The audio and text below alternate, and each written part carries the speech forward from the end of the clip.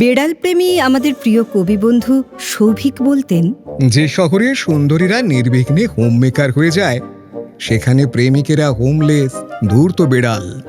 তারা রাত জাগে, সিগারেটের ধোঁয়ায় নিজেদের গোপন ক্ষুধা লুকোয়, আর ধূর্ত হুলো বেড়ালের মতো অন্ধকার গলি, বারান্দা, ছাদ আর নিষিদ্ধ জানালার পাশে চুপচাপ ঘুরে বেড়ায়।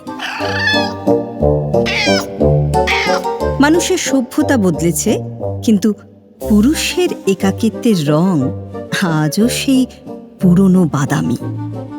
কেবল তার ডাক বদলেছে, কখনো ম্যাও, কখনো ইনবক্সে আসবে, কখনো বা মাঝরাতে পাঠানো একটা নীল টিকহীন মেসেজ।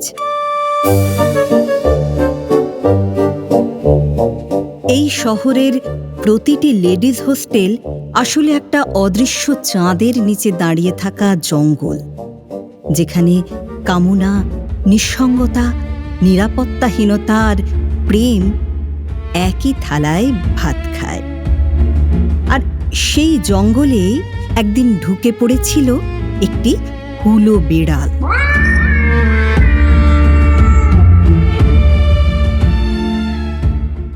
লেডিস হোস্টেলে ঢুকে পড়েছে হুলো বেড়াল। 1 নম্বর ঘরের মেয়েরা তার লেজ ধরে টানতেই গোঁফ নাড়িয়েছে দুবার।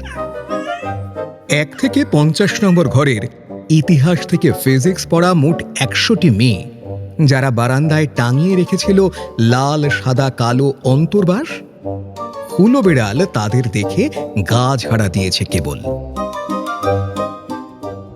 শুধু 51 নম্বর ঘরের মেয়ে, যার কোনো রুমমেট নেই, যে সবার থেকে দূরে দূরে থাকে, যার শান্ত দুচোখে মেঘের গভীরতা, তাকে নিয়ে বাদামি হুলো উঠে গেছে ছাতে, যেখানে চাঁদ এসে ছুঁয়ে গেছে তাদের।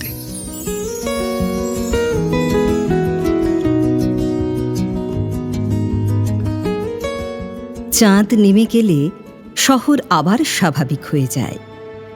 বারান্দায় শুকোতে দেওয়া অন্তর্বাসগুলো ফের কাপড় হয়ে ওঠে। মেয়েরা ক্লাসে যায়, ছেলেরা বিপ্লবের পোস্ট দেয়, আর হুলো বেড়ালরা কার্নিশে শুয়ে সভ্যতার দিকে তাকিয়ে হাই তোলে। কিন্তু সব হুলো একই রকম নয়। কেউ প্রেমে ছাদে ওঠে, কেউ রান্নাঘরে মাছ চুরি করে, কেউ আবার নিজের হিংস্রতাকে পুরুষালী স্বাভাবিকতা বলে চালিয়ে দেয়। আমাদের সমাজের সবচেয়ে পুরনো অজুহাত সম্ভবত এইটাই, ছেলে মানুষ, পুরুষ মানুষ, ওসব একটু হয়। তারপর শুরু হয় আসল হুলো কাহিনী।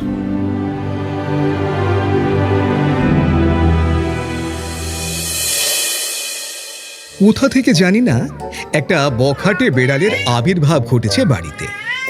মস্ত বড় হুলো, পাকানো মোটা লেজ, নাকের ওপর বদখত কালো ছোপ, জলজলে চোখে রাজ্যের ঢ্যামনামি। পাড়ার মেনিদের টিকতে দিচ্ছেন একদম, সারাক্ষণ খালি ছোঁক ছোঁক। রাতে কামাতুর ম্যাও ম্যাও ডাক, আর সুযোগ পেলেই কর্ম সেরে ফেলা গোপনে।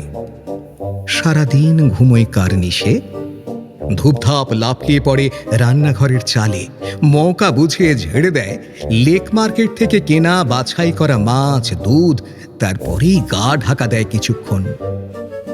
মাছ করতে বসা বাড়ির মেয়ে বউদের দিকে এক টানা তাকিয়ে থাকে লোলুপ দৃষ্টিতে।